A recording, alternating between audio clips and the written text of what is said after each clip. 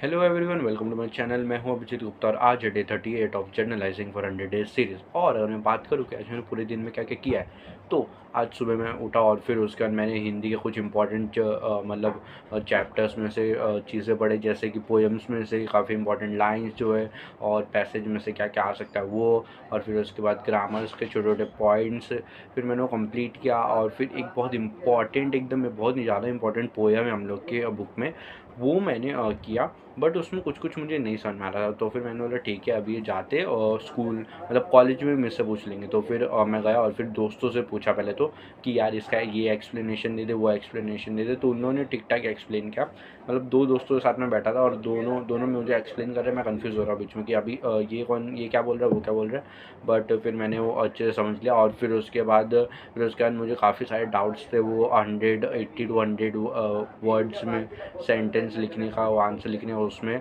और फिर उसके बाद अलग अलग मुझे डाउट्स थे जो हिंदी में, वो मैंने क्लियर की टीचर से कि मतलब 80 टू 100 वाले जो वर्ड्स में आंसर लिखने हैं वो ओन वर्ड्स में लिख सकते हैं कि रट्टूफाई करके ही आना है। और वो जो वन सेंटेंस वाले क्वेश्चन एंड आंसर्स रहते हैं उसको हम लोग कितने बड़े सेंटेंस में लिखे, क्या एक लाइन में भी चलेगा या 3-4 लाइन वाले, एक ही सेंटेंस 3-4 लाइन में आ रहा है तो वो रहेगा। तो टीचर ने बोला कि एक लाइन में भी आएगा तभी भी ठीक है। और फिर वो जो 80 टू 100 वर्ड्स वाले सेंटेंस है वो तो ओन वर्ड्स में लिखेंगे तब भी चलेगा, क्योंकि वो एक पेज पूरा लिखना रहता है। तो फिर टीचर ने बोला कि वैसा कर सकते हैं। और बस उतना उतना मैंने पूछा। और फिर उसके बाद मैंने और थोड़े डाउट्स जो थे वो भी मैंने अपना क्लियर कराया, मतलब पैसेज से रिलेटेड जितने डाउट थे और फिर उसके बाद पेपर से रिलेटेड जितने डाउट थे। मैंने ये पूछा कि जैसा क्वेश्चन में वैसे लाइन करके दिया है तो वैसा सेम टू सेम लिखना है कि मतलब कुछ अलग करना है। तो उन्होंने बोला कि नहीं, ये सेम टू सेम लिखना रहेगा। और फिर उसके बाद एप्रिसिएशन के बारे में आज टीचर ने बताया हिंदी में, मतलब हिंदी में एप्रिसिएशन के बारे में बताया कि ऐसे ऐसे करना। आज हमको इंपॉर्टेंट क्वेश्चन भी दिया रिवीजन में, तो फिर आज वो भी लिखा मैंने। फिर उसके बाद फिर आज मैं पूरे दिन हिंदी पढ़ा। तो फिर आज फिर कॉलेज में भी जब मुझे टाइम मिला तो दोस्तों के साथ वाला इंपॉर्टेंट पोएम पढ़ा। तो फिर वो पोएम पढ़ा और फिर उसके बाद थोड़े थोड़े जितने पैसेज के मतलब इंपॉर्टेंट पीछे क्वेश्चन रहते वो तो पढ़ा। और फिर जो पोएम्स रहते हैं, पोएम्स की ना हर एक स्टैंजा के मीनिंग लिख के मैंने रखे।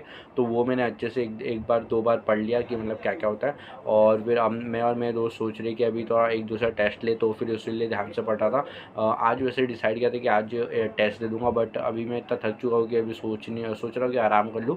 बट अभी मुझे टेस्ट भी देना है। तो अभी तो हम लोगों ने ये डिसाइड किया कि हिंदी का अभी टेस्ट पहले देख के देखेंगे एक दूसरे को कि वो हो रहा है कि हम लोग कर पा रहे कि नहीं वो टेस्ट, क्योंकि अभी छुट्टी भी चालू होने वाली है हम लोग की जल्दी। तो फिर हम लोग वो डिसाइड किए थे। और हम लोग डिसाइड किया कि हम लोग घर पे आराम से 3 घंटे का अगर पेपर है तो आराम से घर पे 3 घंटे लगातार पेपर लिख देंगे। और फिर वो एक दूसरे को दे देंगे, या तो चेक करने के, या तो टीचर अगर चेक करेंगी तो फिर उनको डायरेक्टली दे देंगे। तो वैसा करेंगे और फिर पूरा कम्प्लीटली ध्यान से पढ़ेंगे अपना। और प्रीलिम्स भी अभी 17 तारीख से चालू होने वाला है मेरा, तो फिर उसके लिए प्रिपेयर करना है। इसीलिए हम लोगों ने डिसाइड किया कि अभी ये ऐसा हम लोग 10 दिन पहले से ऐसा पढ़ाई वढ़ाई चालू करते हैं।